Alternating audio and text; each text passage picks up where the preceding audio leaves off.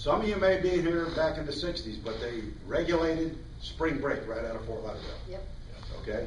We all partied back then and all that kind of stuff. I had the fortune of growing up in here. The same thing is going to happen with boating.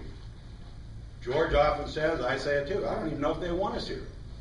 They don't realize that this is the biggest single income producer in the state of Florida.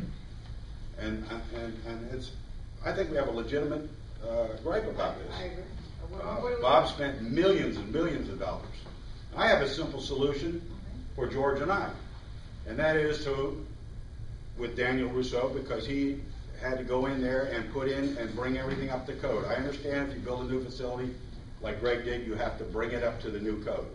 But you also have to be able to connect those new code pipes to some sort of a feed that feeds those pipes. Okay? He has a $2,500 a month, $25,000, $30,000 a year unrecoverable thing. And no sign in sight when they're going to connect to it. That's something you can't recover. And start unregulating us with the facilities here. It's getting damn expensive. Our January. Well, there's another situation. We just had a gentleman call up, step up and say there's going to be 1 million people more in Broward County in the next 20 years. So we have to have the infrastructure planned for Marina Mile to plan for that growth. I mean, people just don't come. And How do you want to spend billions and billions of dollars rehabilitating an old train bridge here? Okay? Or facilitating an attorney to go from Miami to Palm Beach. He's on somebody's fee anyway. I agree. Okay, we will reach out through Bob Anton, our mayor always, to get the appropriate fire department, even though you weren't the major problem. We will reach to Fort Lauderdale through our people. We have Dania Beach here. Julio Rosa, where is he? He's here. Rosa is here. We'll get Dania, Davey, and Dania Beach in Hollywood. I can't find them. So if you have them, you just, I don't know. But I'll bring the other 3 cities here. Tyson with Telemar Yachting. I can only echo what Gordon is saying there. From an integrative standpoint, we had a very positive show.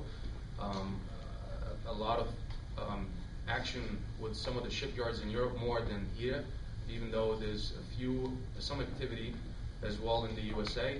Refit is very strong, and I think Monaco Boat Show kind of set the stage because the chartering business is up, and the signs are showing here because there's a lot more boats.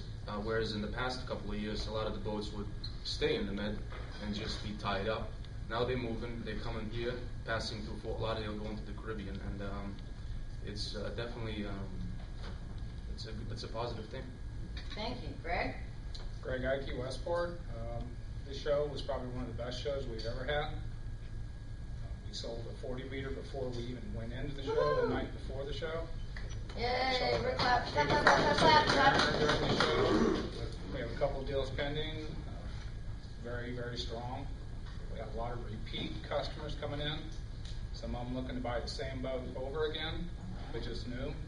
So it's very good for us. I mean, we really felt walking out of this show that the industry in whole, the people were strong, they're ready to spend their money, they're tired of just sitting around waiting, and people are going to start moving again. Oh, isn't that great? We're hopeful. Hey, there's a hopeful thought for next year. We sure had a tough one last time.